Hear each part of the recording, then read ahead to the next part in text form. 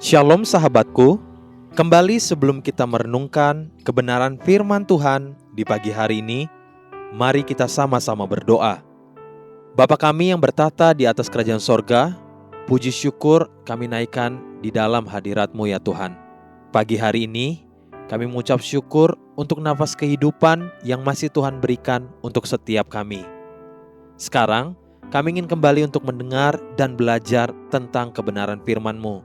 Tuntun setiap kami ya Tuhan, agar kami bukan hanya mengerti, tapi kami terus melakukan kebenaran firman-Mu. Amin. Pagi hari ini, kita akan kembali merenungkan kebenaran firman-Nya dengan tema, Lebih Baik Bersama Tuhan.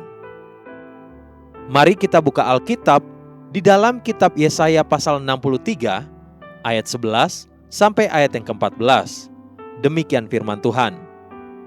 Lalu teringatlah mereka kepada zaman dahulu kala, zaman Musa, hambanya itu.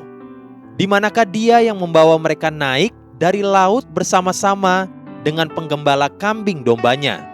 Di manakah dia yang menaruh Roh Kudusnya dalam hati mereka?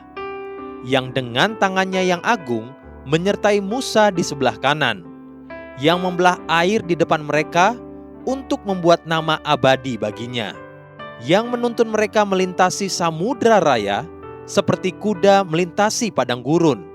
Mereka tidak pernah tersandung, seperti ternak yang turun ke dalam lembah. Roh Tuhan membawa mereka ke tempat perhentian. Demikianlah engkau memimpin umat-Mu untuk membuat nama yang agung bagimu. Ada masa-masa di mana bangsa Israel sedang bernostalgia dan sangat merindukan keadaan seperti yang pernah terjadi di masa-masa lampau, di mana saat itu penyertaan dan perlindungan Tuhan, sekalipun mereka berada di padang gurun, namun mereka mengalami sukacita dan damai sejahtera yang melimpah dan kekal. Kemudian, Israel sekarang sudah ada di Kanaan. Mereka tidak lagi menjadi budak dan tidak lagi berjalan di padang gurun. Namun mereka tidak lagi mengalami penyertaan Tuhan seperti yang terjadi di zaman dahulu. Dari mulut mereka tercetus perkataan ini yang mereka sadari sebagai awal mula dosa mereka. Yesaya pasal 63 ayat 7 sampai ayat yang ke-10.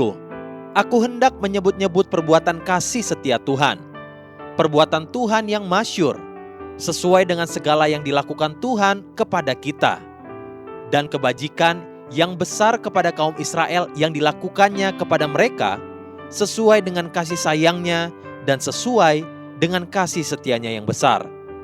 Bukankah ia berfirman, sungguh merekalah umatku, anak-anak yang tidak akan berlaku curang. Maka ia menjadi juru selamat mereka dalam segala kesesakan mereka. Bukan seorang duta atau utusan, melainkan ia sendirilah yang menyelamatkan mereka. Dialah yang menebus mereka dalam kasih-Nya dan belas kasihan-Nya. Ia mengangkat dan menggendong mereka selama zaman dahulu kala. Tetapi mereka memberontak dan mendukakan Roh Kudus-Nya. Maka ia berubah menjadi musuh mereka, dan ia sendiri berperang melawan mereka. Perjalanan hidup bersama Tuhan, sekalipun di padang gurun, ternyata jauh lebih baik daripada di tanah yang berlimpah susu dan madu, namun tanpa Tuhan. Inilah kesaksian umat Tuhan yang mereka nyatakan di kitab Yesaya. Haleluya. Sahabatku, mari kita sama-sama berdoa. Terima kasih Bapa Surgawi untuk kebenaran firman yang kembali mengajar dan meneguhkan setiap kami, bahwa setiap musim hidup kami itu baik asal kami tetap berjalan bersama dengan Engkau. Amin. Jesus loves you and so do I.